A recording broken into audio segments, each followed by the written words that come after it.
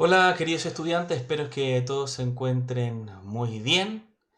Vamos a iniciar esta segunda clase de exégesis del Nuevo Testamento. Nosotros estamos estudiando el Nuevo Testamento, la exégesis del Nuevo Testamento, guiándonos a partir, como lo vimos en la clase pasada, a partir del libro de exégesis del Nuevo Testamento de Gordon Fee. Ahora vamos a seguir avanzando en estos pasos y vamos a seguir en el paso número 3 que tiene que ver con el texto en sí. Y ese paso número 3 tiene que ver con lo que es la crítica textual. Y vamos a avanzar en esto de la crítica textual. La semana pasada terminamos hablando sobre una perícopa. Bueno, la clase pasada estuvimos hablando sobre una perícopa. ¿Qué era que la perícopa? La perícopa corresponde a estas ideas, a esta unidad con la cual yo tengo una idea completa, una idea redonda. Podría ser como hablamos, un párrafo en una carta, o podría ser una historia completa dentro del género de la narrativa. Por ejemplo, un milagro, una historia de un milagro, o un discurso entero podría ser también de estar dentro de lo que es una perícopa. Pero lo que terminaba hablando la clase anterior fue precisamente sobre estos límites que nosotros podemos determinar utilizando distintas traducciones, utilizando también el aparato crítico. Hoy día nos vamos a adentrar un poquito más sobre el aparato crítico. Pero hay algo más que nosotros tenemos que estudiar, es sobre las palabras mismas que están dentro de esa perícopa. ¿Y por qué? ¿Por qué tenemos que hacer eso? Porque históricamente ha habido un problema, hay un problema que tiene la exégesis del Nuevo Testamento. Y es importante saber qué es exactamente lo que dice el texto. ¿Qué es lo que dice el texto? ¿Por qué es importante esto? Porque, queridos hermanos, les tengo una mala noticia, no tenemos ningún original de los pergaminos, de los primeros escritos que se hicieron en griego. No tenemos los originales de las cartas de Pablo, no tenemos los originales de los evangelios, no tenemos tampoco el original del Apocalipsis, ni tampoco del libro de Hechos, no tenemos el original de ninguno de esos textos. Solamente tenemos copias, ¿no? Tenemos copias de las copias de las copias, como dice el señor Ehrman, que vamos a ver un poquito más adelante. De hecho, de las 138.000 palabras que existen aproximadamente dentro del Nuevo Testamento, hay más de 300.000, entre 300.000 y 400.000 variantes textuales. Vamos a ver un poquito más adelante qué es una variante textual. Es decir, tenemos más discrepancias, por así decirlo, entre las distintas copias de la copia que el número de palabras que encontramos dentro del Nuevo Testamento. Y lo que nosotros, si ustedes conocen algún texto del texto crítico, por ejemplo, conocen el VS, o conocen el Nestle Aland, o bueno, estos Nuevos Testamentos que ustedes han visto, que están en griego, y aparecen abajo, vamos a estar viendo eso hoy día, aparecen abajo una serie de notas en la parte inferior. Vamos a ver en más detalle. Ahora yo sé que ustedes no pueden leer nada de lo que les estoy mostrando.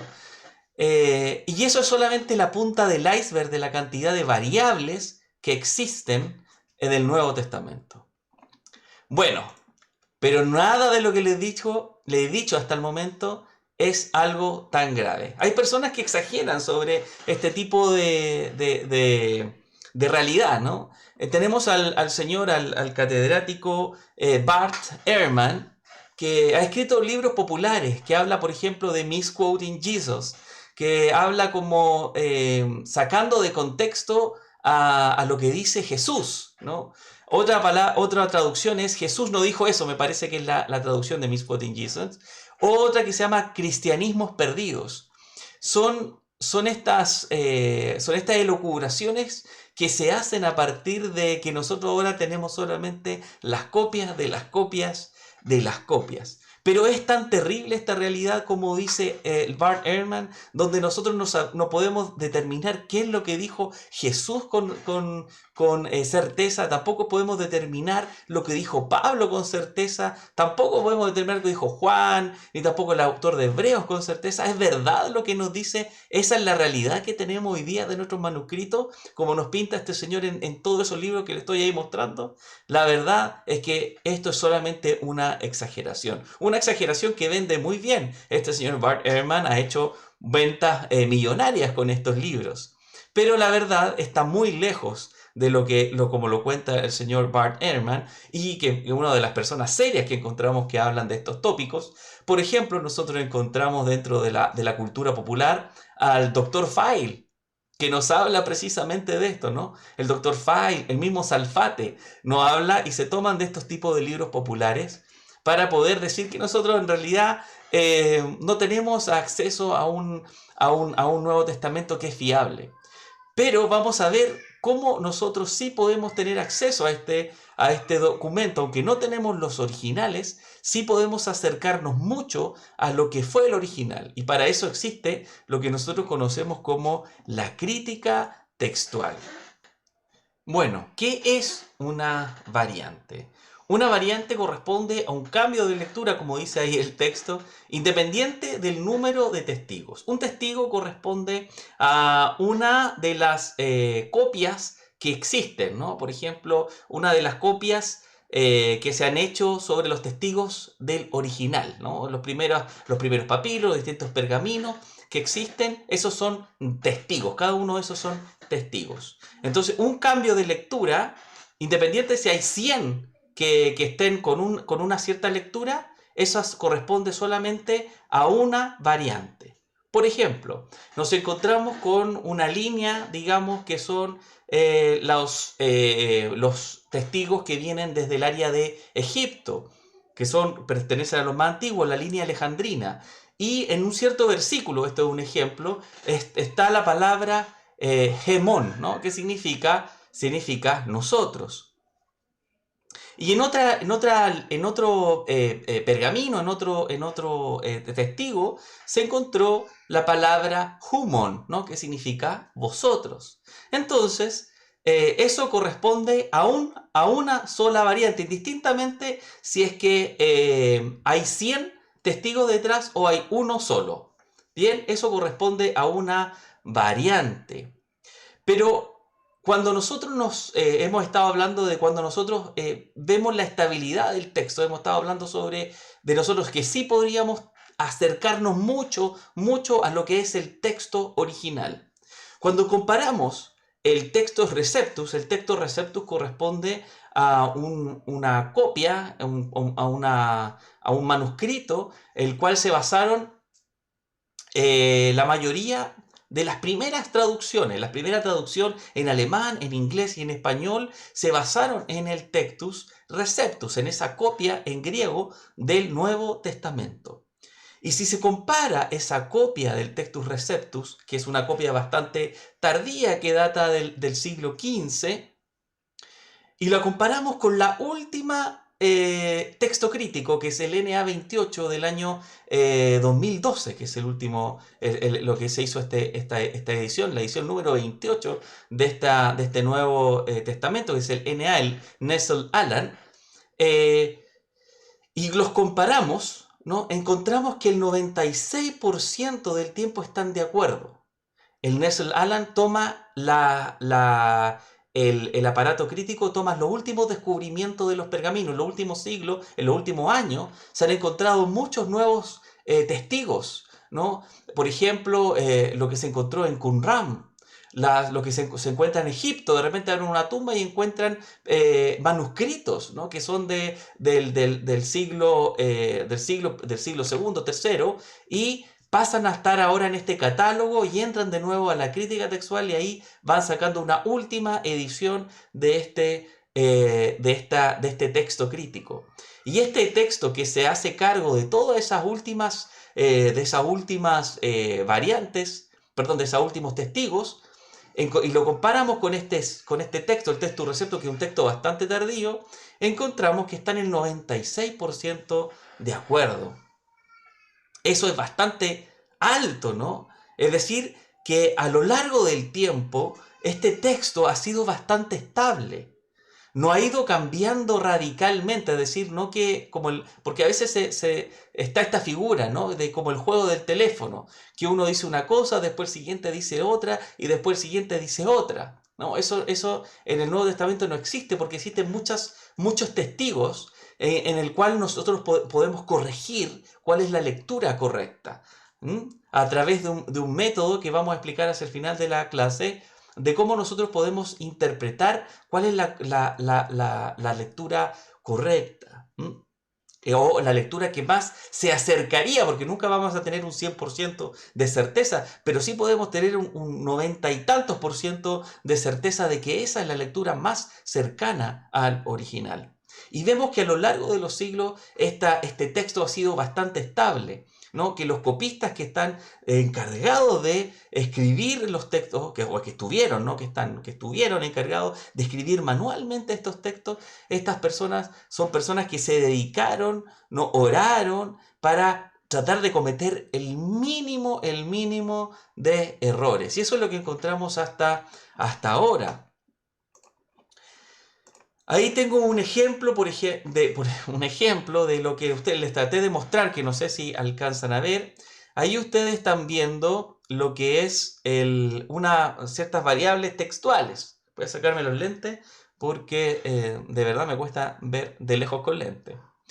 Perdón, de cerca, estoy leyendo el computador.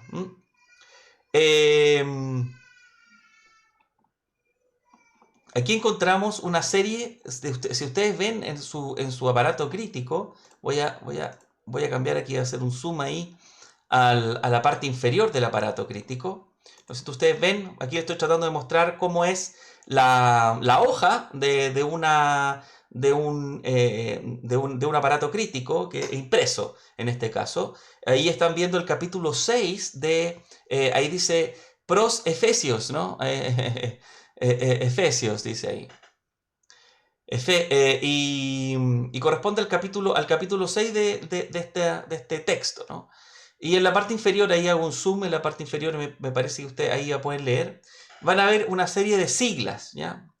Y, por ejemplo, ahí en el 6.1, ven ustedes un cuadradito. Ese cuadradito significa que hay varias palabras que han sido omitidas, ¿no? Entonces ahí empiezan a decir cuáles son los textos en los que estas palabras han sido omitidas. Y después aparece ahí texto, TXT, es decir, tal como está en el texto, y aparece una serie de siglas. Ustedes ven una P con un 46 chiquitito arriba, ahí aparece una Aleph, después aparece una A mayúscula, después aparece una D mayúscula. Se fijan, esto corresponden a distintos testigos, ¿no? Que es la clasificación, es cómo se clasifican estos testigos.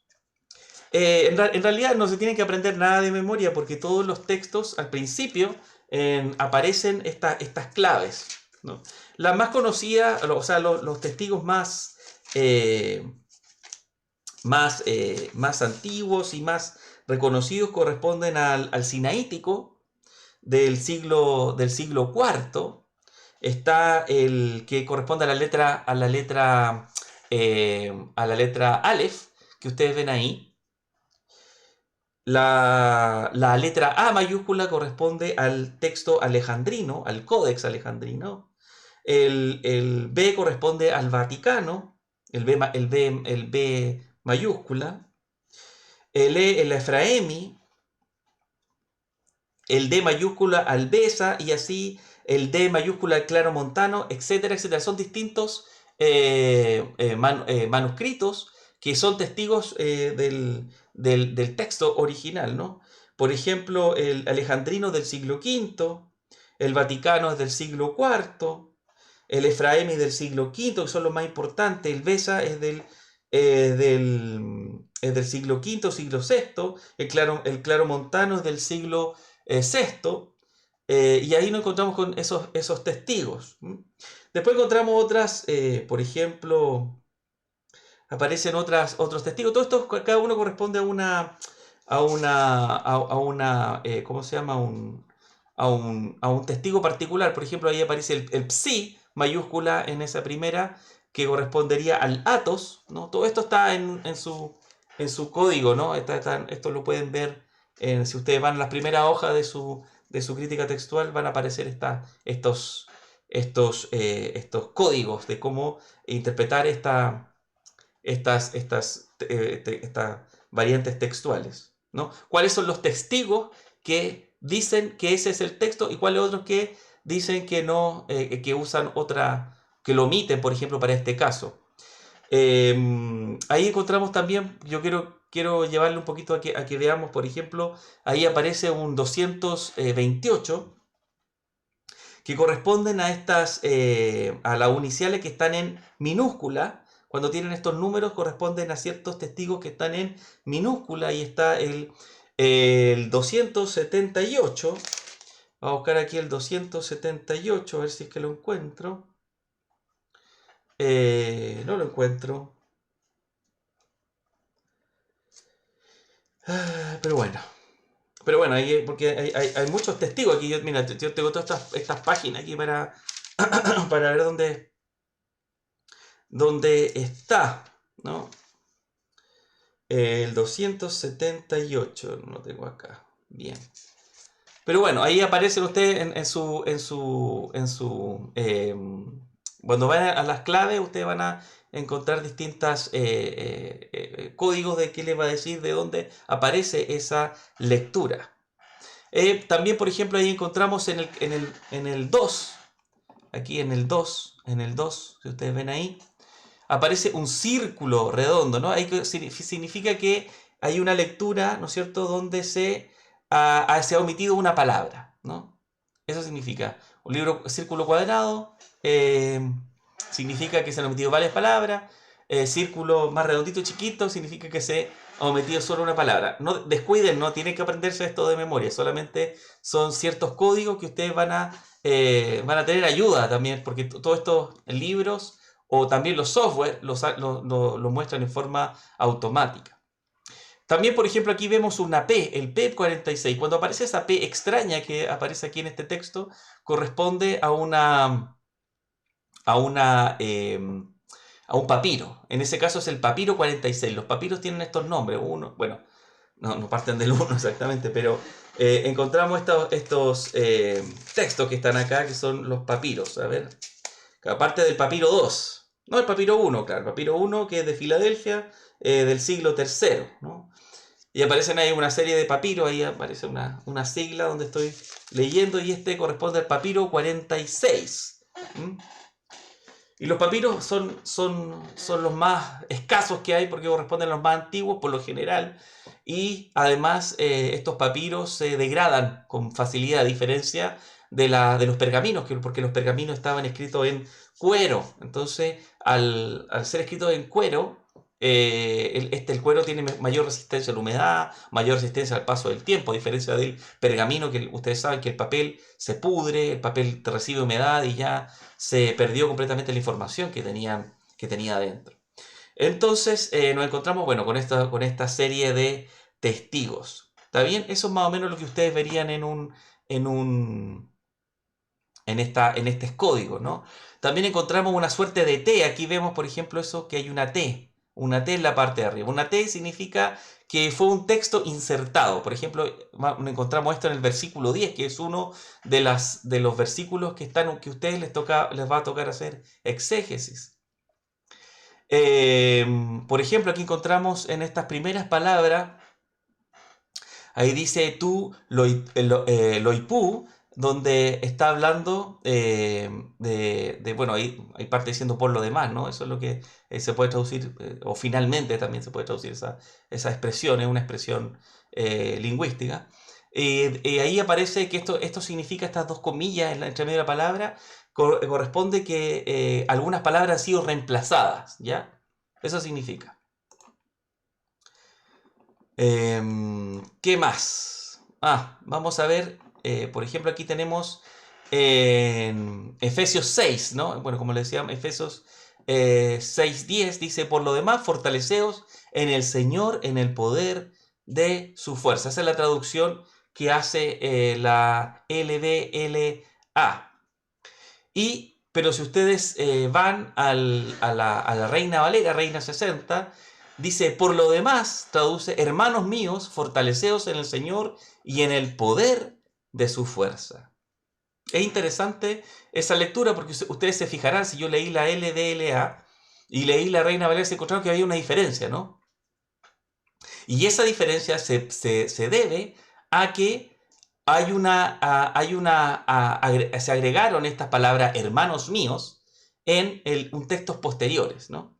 Vamos a ver aquí, a ver si encontramos en el texto del capítulo, el 10. Claro, por ejemplo, ahí aparecen estas testigos en cuanto acá.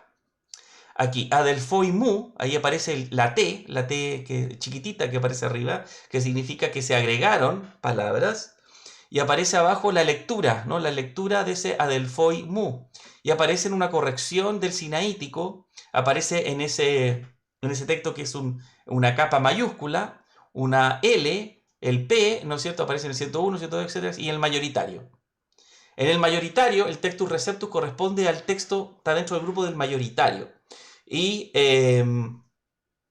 nos encontramos que el mayoritario es como un texto tardío. Los textos tardíos aparecen con esta lectura, ¿no? Adelphoi Mu, que significa hermanos míos, como lo traduce la Reina Valera, que recordar que la Reina Valera traduce desde el textus receptus, ¿no? Pero encontramos que otros textos agregan el Adelphoi, ¿no? Agregan, entre comillas, ¿no? Porque esto agregan en relación a lo que está expresado en el texto crítico. Y aparecen ahí una serie de uniciales. Y ahí aparece el atos, que ya lo vimos, y algunas de minúsculas, el 365, el 1005, etcétera, con esta lectura, pero el texto es omitido, así que tal como está en el texto, aparece en el papiro 46. El papiro 46 omite el sinaítico, que está aquí con asterisco, que significa sin correcciones, porque a medida que han pasado los años han hecho ciertas correcciones sobre el papiro. Van a encontrar que el sinaítico aparece con un cuadrado, aparece con una primera corrección, una segunda corrección, aparece con distintos números arriba, pero ustedes van al código y les va a decir que son distintas correcciones que se han hecho a lo largo de la historia. Entonces, cuando se van atrás en este papiro, perdón, en este códex, en este caso el sinaítico es un códex, sin corregir aparece esta lectura, también está omitida. Lo mismo pasa con el Vaticano. El Vaticano también omite el hermanos míos. Y así una serie de testigos que omiten ese texto. Y es por eso, vamos a ver un poquito más adelante los criterios que se usan para decir que esta lectura se asemeja o no se asemeja más al original. En este caso, vemos que Adelphoi Mu pareciera como que fuera algo que agregó, ¿no? Un copista, ¿no? Si ustedes se fijan, no agrega ningún cambio al sentido de lo que está diciendo Pablo. Tampoco la palabra Adelphoi, ¿no? Que aparece en hermanos, ¿no? Que aparece en otros testigos. ¿Mm? Pero sin embargo aquí vemos que los más antiguos, el papiro 46, el sinaítico y el Vaticano, apoyan la lectura de que no había ahí ese Adelphoi Mu. ¿Está bien? Hermanos míos. Entonces esa lectura pareciera que fuera más cercana a la original. ¿Está bien? Y pareciera que copistas pusieron este Adelphoi Mu años posteriores. Y ese es uno de los criterios que se usaron acá para determinar que Adelphoi Mu no estaba dentro de este versículo 10 del capítulo 6. ¿Ya? Y muchas veces cuando ustedes se encuentran con estas discrepancias dentro de una traducción, se deben a este tipo de factores, ¿no? Al factor de la crítica textual. Encontramos traducciones que vienen desde el texto crítico, como la LDLA o la NB, la nueva Biblia de las Américas o la Biblia de las Américas, y también la NBI, que también viene desde el texto crítico. A diferencia de la Reina Valera y todas sus distintas versiones de Reina Valera que vienen del Textus Receptus. Y es por eso que a veces encuentran algunas diferencias entre el texto, una traducción de la LDLA o el Textus Receptus. ¿Qué otras diferencias encontramos aquí en este versículo 10? Por ejemplo, ahí aparece esta modificación de varias palabras, ¿no? De tu loipú, que aparece aquí, por lo demás, en tu loipú aparece esto en genitivo, ¿no? Si se acuerdan de su ramo de Génesis, de su ramo de griego, perdón, se acuerdan de que esto está en genitivo, pero hay versiones, aquí bien, por ejemplo, en to loipón, que significa, bueno, no significa, que significa lo mismo, ¿no? Por lo demás, pero ahora está en acusativo, ¿no? Ese es el cambio que se hizo, ¿no? No hay un cambio, si se fijan, estas variantes, muchas de ellas no tienen un cambio muy importante en el sentido de lo que está diciendo el texto. No hay un cambio pero siempre es importante determinar qué es lo que cuál es la versión que está más cercano al original. ¿Qué es lo que está más cercano al original? Por ejemplo, la versión en el texto mayoritario de este versículo 10 del capítulo 6 de Efesios toma esta versión, ¿no? To loipón, ¿no? Que está en acusativo. Y aquí vemos la M, que significa un grupo, una familia de testigos que se corresponden como el texto mayoritario.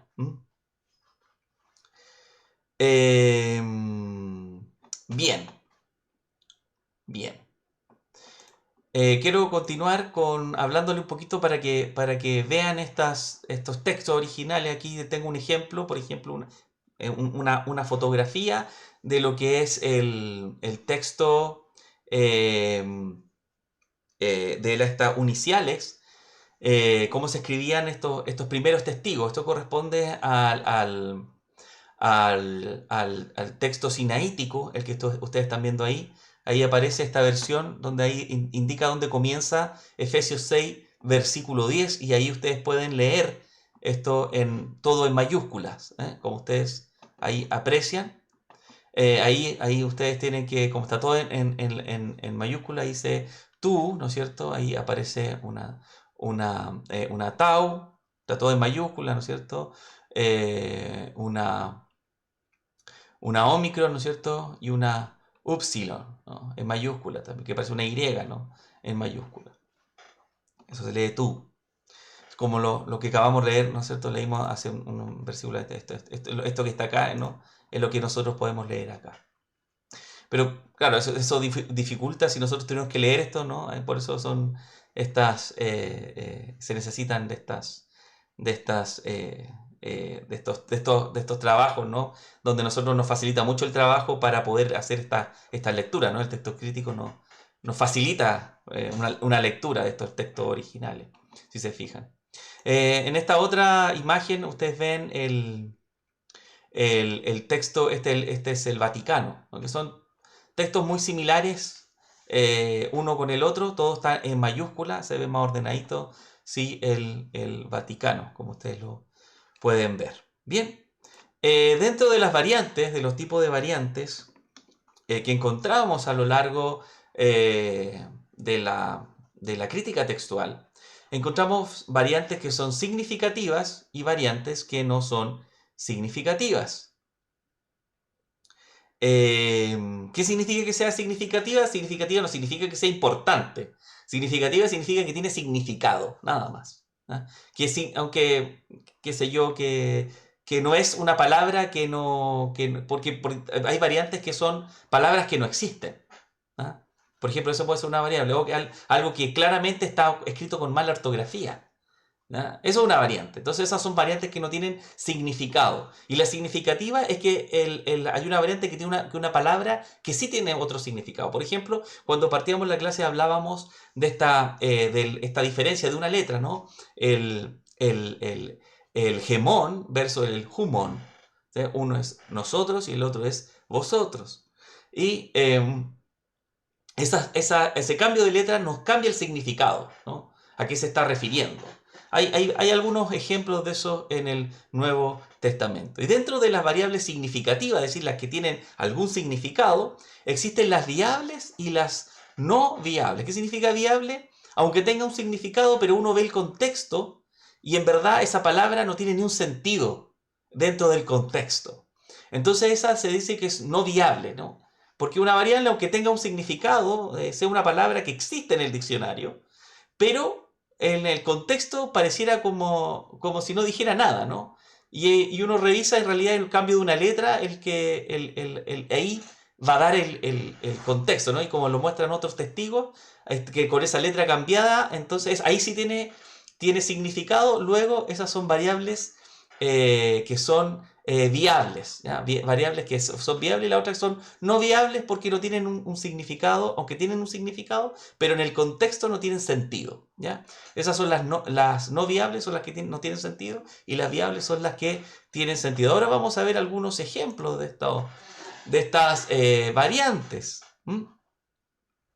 Por ejemplo, aquí vemos Marcos 1.1. Aquí le hago un recorte de este aparato crítico, ¿no? Marcos 1.1. Encontramos una variable significativa no viable. La significativa no viable, ahí está, dice Argetu Evangeliu, Jesús Christu, Uyu CU, ¿no? Eso es lo que aparece ahí. Ustedes verán que aquí aparece hacia el final la palabra Uyu CU entre corchetes, significa algo probable, y entre medio aparecen estas suertes de comillas, que significa que hay variantes que cambian, todas estas palabras las cambian, ¿ya? Entonces vamos al 1.1, sería la parte de abajo de nuestro texto crítico. Y leemos ahí que la variable que está, hay una variable que dice uyu tu ceu, ¿no?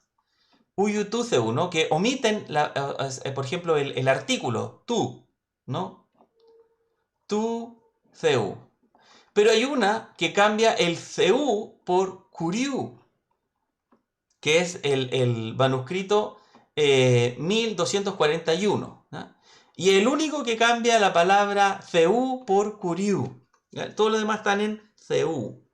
Entonces, esta corresponde a algo que tiene significado, pero no es viable porque se nota que fue un error del copista, que eligieron Dios y él pensó en Señor, ¿no? Eso significa, CU significa Dios, o de Dios en este caso, y en este significa, Kuriu significa del Señor, ¿no? Entonces, hijo del Señor. Normalmente en el Nuevo Testamento, Señor hace referencia a nuestro Señor Jesucristo, y Dios hace referencia a Dios Padre. Entonces, normalmente es hijo de Dios y no hijo del Señor, ¿no? Jesucristo, hijo del Señor, suena raro. Entonces, a partir de esto tenemos esta variante, la del manuscrito 1241, que dice Kuriu, que es una variable no viable. Otro ejemplo lo encontramos en Romanos 8.1, donde encontramos una variable que es significativa y viable, ¿ya? Hay que decir que tiene significado y además tiene sentido con el resto del texto, ¿ya? 8.1 dice en la LBLA, dice: por consiguiente no hay ahora condenación para los que están en Cristo Jesús, los que no andan conforme a la carne, sino conforme al Espíritu. Y la NBI, si leemos la NBI dice: por lo tanto, ya no hay ninguna condenación para los que están unidos a Cristo Jesús, ¿ya? Ahí encontramos una gran cambio, ¿no? Hubo un cambio bastante importante acá. Y lo que encontramos es esta variable acá, que el 8.1 donde hacia el final de esta encontramos una inclusión. Si se acuerdan, esa T significaba que hay texto que se agrega en otros testigos. Y de ahí, por ejemplo, pueden leer este texto que se agrega, ¿no? Dice, me kata sacra peripateusin, ¿no? Y ahí aparece una serie de testigos que tienen esta lectura. Otros agregan a esta lectura, y ahí está el mayoritario, donde está en la traducción de la Reina Valera, a la kata pneuma, ¿no? Sino o bajo el espíritu, ¿no? Y eso es esa traducción mayor que nosotros encontramos en la Reina Valera y la comparamos con otras traducciones que vienen, por ejemplo, de la NDI. Si se fijan, la LDLA, pese a que viene del texto crítico, toma esta variable más larga y la hace propia, ¿no? Y nosotros vemos que el texto crítico no la toma en consideración. Entonces aquí vemos como el traductor de la LDLA toma este texto más largo, que se parece más al de la Reina Valera, y no se va por el texto crítico, sino se va más por el texto mayoritario. Esa es una elección que hizo el traductor de la Biblia de las Américas. ¿Está bien? Ahora bien, ¿existe alguna contradicción en cuanto o hay un cambio radical en cuanto a la doctrina? Claramente no, ¿no? Dice, por lo tanto, no hay ninguna condenación para los que están unidos a Cristo. Y cuando habla unidos a Cristo hace una aclaración, ¿no? Los que no andan conforme a la carne, ¿no es cierto? Mecata, sacra, peripateusin, ¿no? Los que no andan de acuerdo a la carne. Y después agrega, ¿no? Sino conforme al espíritu, ¿no? A la kata neuma. No, está solamente esas palabras que están ahí, están más bien dando ¿cómo se llama? Definición. ¿Qué significa estar en Cristo? ¿Ya? No caminar según la carne, sino según el espíritu. No vivir según la carne, sino según el espíritu. No está dando algo completamente radical a lo que enseña el Nuevo Testamento. Claramente no. Esto es simplemente el texto que se agrega es algo que simplemente te da más información y te enriquece el texto, nada más. Pero no está dando un cambio de doctrina, no está enseñando algo nuevo, como podría decirlo el señor Ehrman, Salfate o el doctor File. ¿Está bien? Por último, tenemos este ejemplo de Romanos 5.1, ¿no? En Romanos 5.1, donde aparece una pequeña cambio en la palabra. Ahí tenemos la palabra ejomen, ¿no? Ejomen significa tienen, ¿no? Paz tienen, dice aquí. Paz tienen. Y hay una variante que encuentra aquí en la 5.1, si es que todo esto son recortes, ustedes ven de un aparato crítico escrito.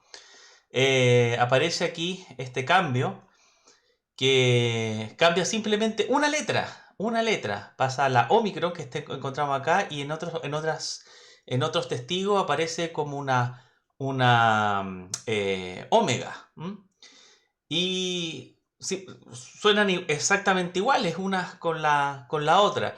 La diferencia es que una está en indicativo, presente indicativo, tienen paz, y la otra está en subjuntivo. Entonces aquí podríamos traducir tendrían paz, ¿no? Esa es una de este tipo de variantes. La última que vamos a revisar hoy día, por supuesto, hay muchas más. Es solamente para que tengan una idea de esta variable que es significativa y viable, ¿no? Tiene un significado y también esta puede ser, ¿no? Podría ser que esta sea una lectura correcta. Pero acá el análisis se quedó con que está indicativo y tiene ahí una serie de testigos. Si se fijan, por ejemplo, ahí aparece el sinaítico con un asterisco, ¿no? Que significa que son los sin correcciones, ¿no? Ahí aparece el alejandrino, el vaticano. Y aquí aparecen algunos textos, como está bueno, ahí dice como el texto significa como está escrito. viene de estos otros testigos, ¿ya? Em, bien, ahora quiero llevarlos a cómo se vería un aparato crítico, pero en un software, ¿no? Aquí ustedes están viendo el Accordance y están viendo en esta parte de acá el NA28 o el Nestle Aland 28 o el Nuevo Testamento de la Gracia, edición 28, ¿no? Y aquí aparecen estas cosas que estuvimos hablando, por ejemplo, estos símbolos, y abajo automáticamente pone estos símbolos, ¿no? Aquí en este sector. Nosotros también podemos venir acá abajo, ¿no? Y ahí aparecen todas estas variantes. ¿Ven? Déjeme ver si me deja. No. A ver, aquí. A ver. Metzger. Ya, pero es solamente esto para que vean cómo se ve un aparato crítico en software. La mayoría de las personas hoy día prefieren este tipo de aparatos críticos, ¿no? Aquí está Efesios 6:10, donde el ejemplo que vimos al inicio de cuando empezamos a ver estos ejemplos. Ahí también está el aparato crítico del VS5. Y aquí, por ejemplo, también ustedes tienen el Textus Receptus. También dentro de los textos del aparato aparece el Metzger. El Metzger corresponde a un texto que específicamente habla de ciertos versículos y ciertas palabras, donde explica de por qué se elige esa palabra y no otra, ¿ya? Ahí habla un poquito del criterio de elección de esa palabra y por qué creen que esa palabra se asemeja más ¿cómo se llama? Al original, al griego original. Bien, bien. Estamos hablando sobre esta problemática de la crítica textual. Habíamos hablado sobre la cantidad gigantesca de testigos que existen, ¿no? Hay una cantidad muy grande de testigos.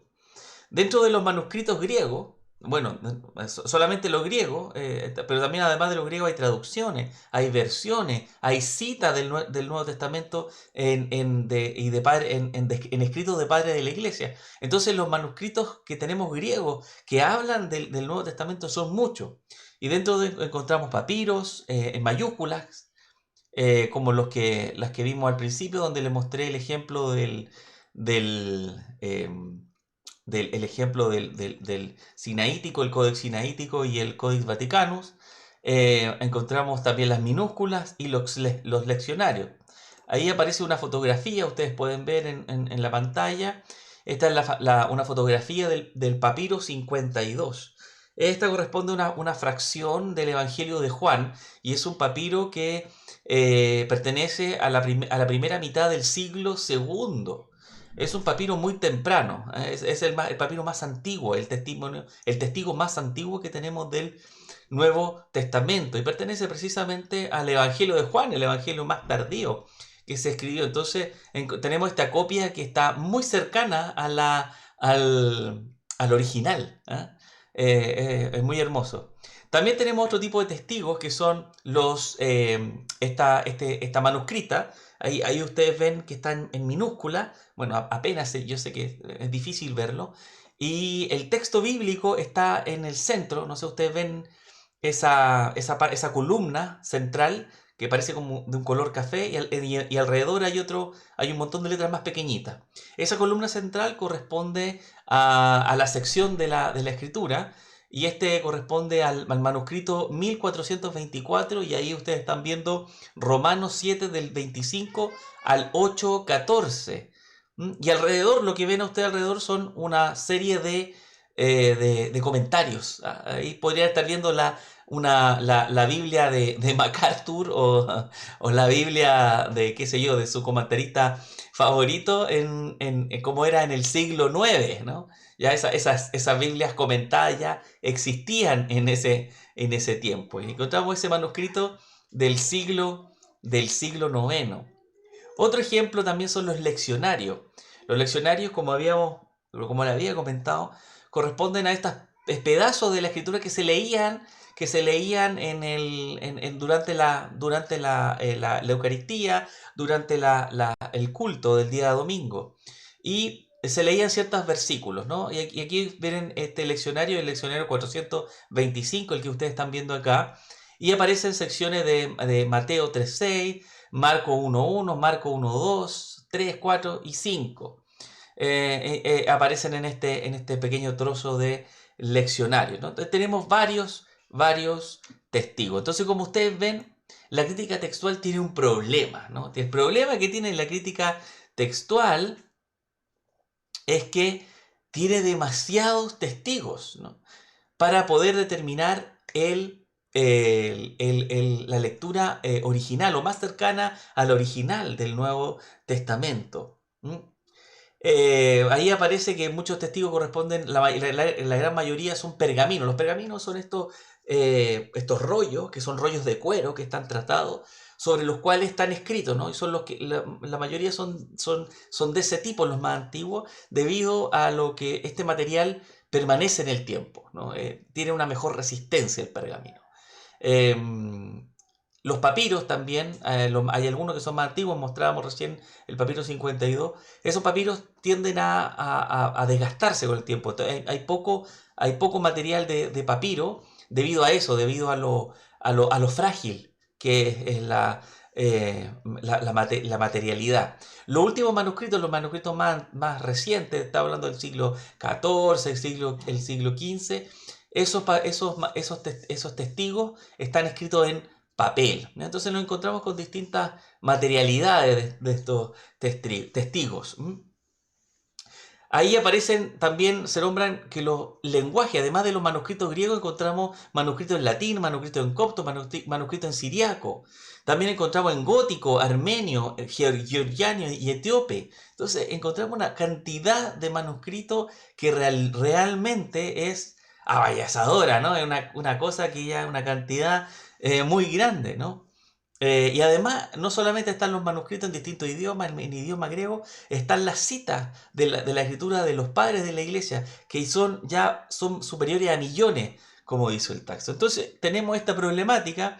La problemática de la crítica textual es que existen muchos testigos, muchas copias. De hecho, si nosotros tuviéramos las copias de solamente los que son en griego y decimos que todos los manuscritos tienen 5 centímetros de alto y los juntáramos todos, tendríamos una torre de manuscritos en griego de 1,5 kilómetros de altura, lo que equivale a 4 veces el Costanera Center.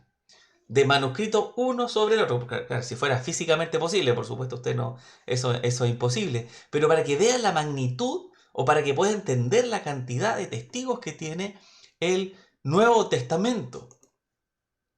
Entonces la problemática que tiene el Nuevo Testamento es precisamente esta, la riqueza. Hay una riqueza de material, ¿no? Que es asombrosa.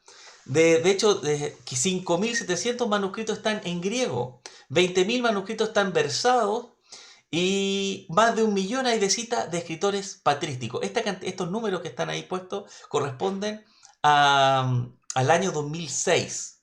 El año 2006 hacen esta cuenta de la cantidad de manuscritos. Los manuscritos van aumentando año a año y han pasado casi más de 10 años desde que hicieron esta publicación y ya han aparecido más manuscritos, más manuscritos. Entonces esto va creciendo.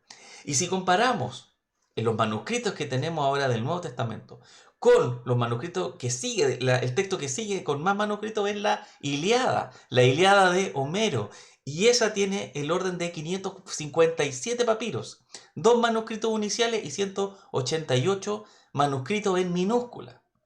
Entonces, si lo comparamos con el Nuevo Testamento, con los testigos del Nuevo Testamento, encontramos que los testigos del Nuevo Testamento, estamos hablando de miles de testigos. Y mientras el que sigue, que es la Ilíada, está hablando de cientos de testigos. Entonces teníamos un orden de magnitud de diferencia entre el Nuevo Testamento y el texto griego más importante que sigue después del Nuevo Testamento, que es la Ilíada.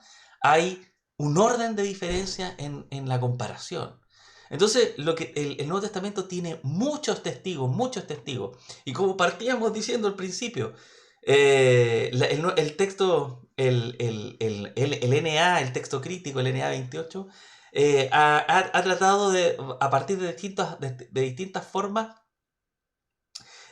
poder determinar, no sé, con criterios, poder determinar cuál es la lectura que más se asemeja al original, que más se asemejaría al original.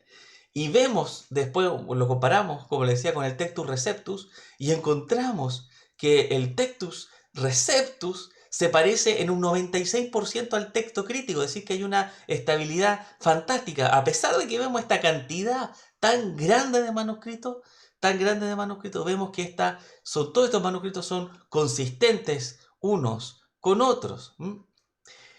Y es importante, como les decía, que el texto crítico, el del NA 28 y el VS en la quinta edición, ellos tienen ciertos criterios para determinar si una lectura podría asemejarse a la original o no.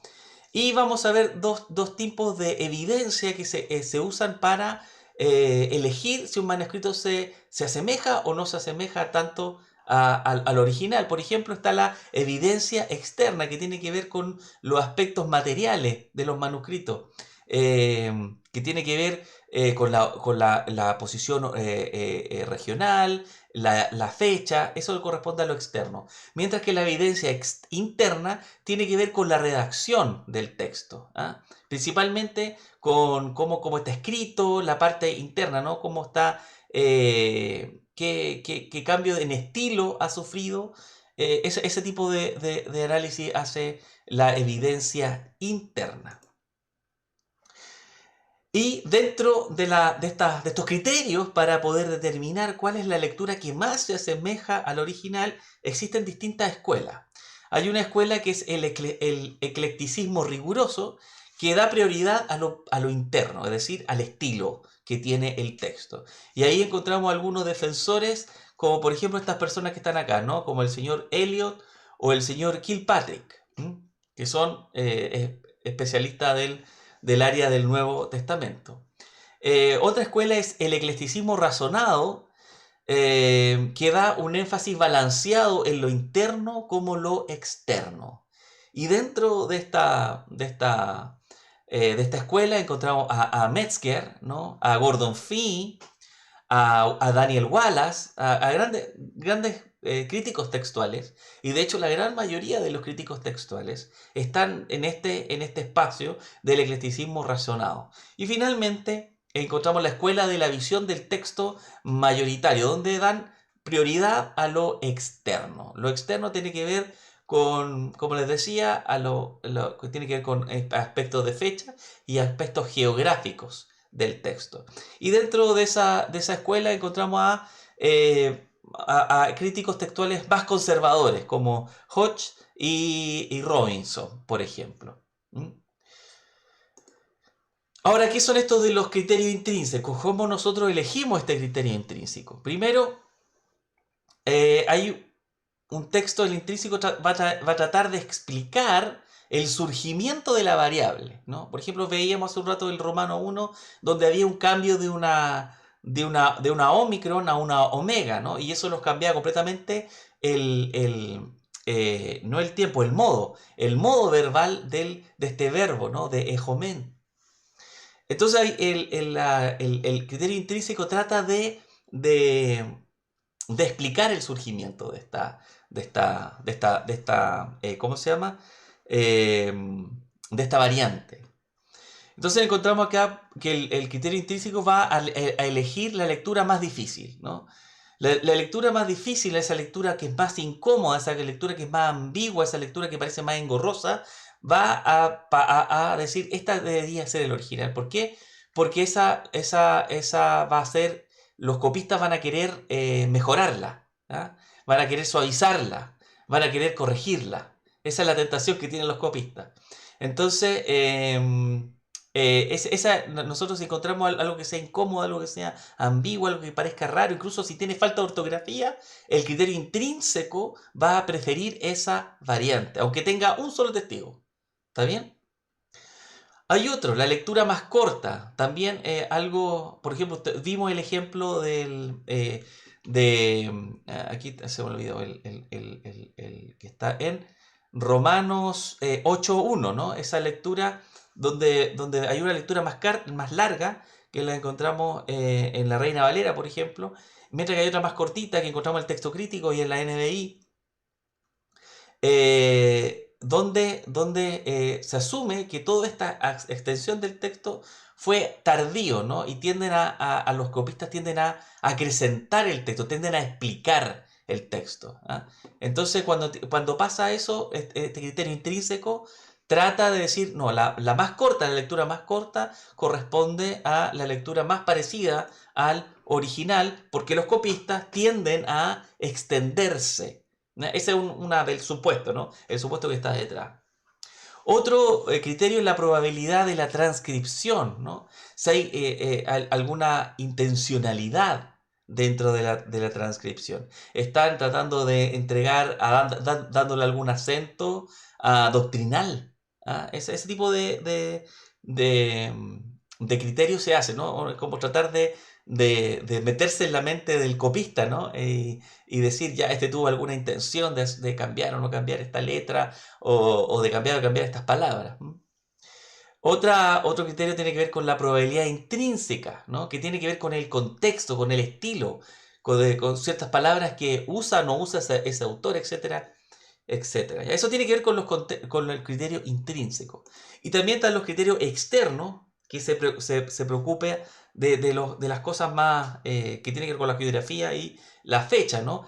El criterio externo tiene que ver con la fecha. Voy a preferir el manuscrito más antiguo. Así de simple, ¿no? Eh, Otro criterio que tiene que ver con la solidaridad geográfica, ¿ya? Donde todos los manuscritos que están en ese criterio, perdón, en esa región, deberían parecerse. ¿Mm? Deberían proceder de un antepasado que está en esa misma región, porque en ese tiempo no existía el fax, no existía tal vez muy antiguo el fax, pero no existía el WhatsApp, no existía el PPT ni nada de eso.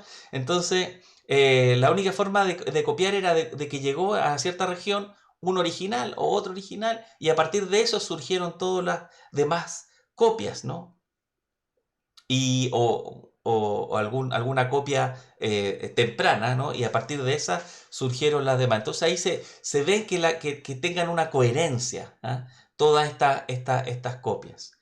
Y otra que tiene que ver con la distribución geográfica, ¿no? También tiende a preferir los lugares donde primeramente se extendió el Evangelio, ¿no? Si encuentro una copia, qué sé yo, que aparezca en la India, y aunque sea muy antigua, está en un lugar extraño, por así decirlo. Entonces, este contexto, perdón, este criterio externo va a preferir aquellas que se encuentran en los lugares geográficos donde el cristianismo se expandió por primera vez. Entonces, si hay más copias, por ejemplo, en la región de Asia, para el libro, perdón, para la carta de los Efesios, que se escribió, o sea, que los primeros que recibieron la carta de los Efesios fueron precisamente las personas que estaban en Asia. Entonces, las copias que están en esa región deberían ser más cercanas a la original. Eso es el criterio que está detrás de esta forma de determinar cuál es el manuscrito perdón, la variante que más se asemeja al original. Como ustedes vieron, existen varias escuelas, ya se las nombré. La idea de esto es pesar los distintos criterios. Por eso es muy importante que ustedes cuando lean abajo algunos comentaristas dice es la mejor copia, esto corresponde a la mejor lectura. Es algo muy ambiguo, ¿no? De dónde está sacando esa mejor copia? Porque existen varios criterios, como la que acabaron de ver, ¿no? Entonces ahí como cuando desconfían un poquito de ese comentarista que le dice, que habla de la mejor. Eh, es importante tener esto, ¿no? Tener esto compensado de por qué está eligiendo tal o cual lectura y que lo expliquen bien, especialmente si estamos hablando de palabras o variantes que son complicadas. Querido hermano, nosotros no vamos a trabajar en este curso de exégesis en cuanto a la crítica textual. Esto lo dejé fuera a propósito para simplificar el trabajo de ustedes. Espero que hayan comprendido. Si hay cualquier duda de estos criterios, me pueden hacer llegar. Si tienen alguna duda específica, me pueden hacer llegar por mail cualquier pregunta. ¿Está bien? Nosotros vamos a asumir nuestro trabajo. Estamos trabajando todo estas semanas para avanzar en un ensayo exegético. Nuestro ensayo exegético va a asumir un texto y vamos a trabajar sobre el texto crítico. Yo le voy a entregar un texto el texto crítico de la sección de Efesio en este caso, para que ustedes puedan trabajar en él. ¿Está bien? Y, y no es necesario que hagan todo este ejercicio de crítica textual, pero sí es bueno que ustedes lo entiendan. Que sí es bueno que ustedes sepan que hay variantes dentro del Nuevo Testamento. Y que sepan de dónde salen. ¿Eh? Que sepan que no es que exista contradicción entre uno y otro, sino que son criterios que están ahí, ¿no? Y nosotros queremos rescatar el Nuevo Testamento desde el original, ¿no? Que acercarnos lo más posible al original, porque eso nosotros queremos enseñar en nuestra iglesia. Nosotros creemos que la palabra inspirada por Dios es el manuscrito original. Eso es lo que creemos.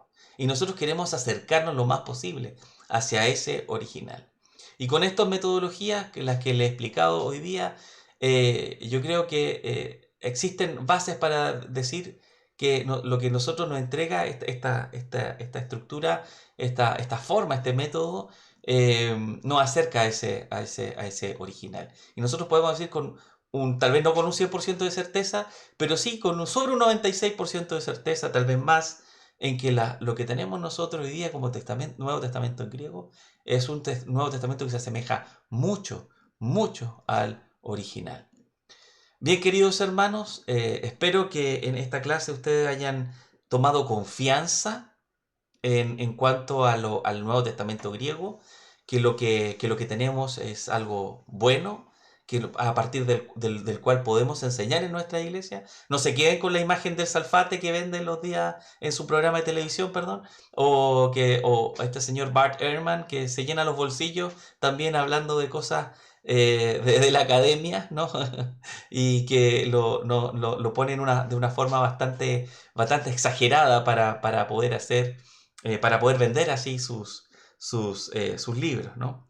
Pero lo importante es que nosotros tengamos confianza en el texto griego que tenemos porque existen bases para poder determinar cuál es la lectura más cercana al original. Bien, querido hermano, me despido hasta acá de esta clase, esta segunda clase que hablamos de crítica textual. Esto es solamente una introducción, algo muy cortito. Hay cursos enteros en otros seminarios que hablan de crítica textual. Por supuesto, nosotros no enseñamos crítica textual ni tratamos de generar personas que vayan a trabajar en crítica textual. Pero es importante que ustedes sepan, ¿no? Que sepan qué se trata esta crítica textual, la importancia también que tiene para determinar cuál es la lectura más cercana al Nuevo Testamento y también para que ustedes puedan tener un estudio seguro de la palabra, ¿no? Que estén seguros de de lo que ustedes tienen se asemeja bastante al original. A pesar de que no tenemos los manuscritos originales, sí podemos acercarnos mucho, mucho, mucho a lo que es el original.